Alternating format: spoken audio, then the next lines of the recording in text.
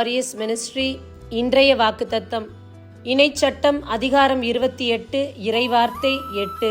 உன் களஞ்சியங்களிலும் நீ மேற்கொள்ளும் செயல்கள் அனைத்திலும் நீ ஆசி பெறும்படி ஆண்டவர் ஆணையிடுவார். அன்பார்ந்தவர்களே, இந்த நாளில் நீங்கள் செயல்படுத்தக்கூடிய ஒவ்வொரு காரியத்திலும் ஆண்டவருடைய கரம் இருக்கும். நிச்சயமாக தேவன் அதை வெற்றியாக முடித்து கொடுப்பார்.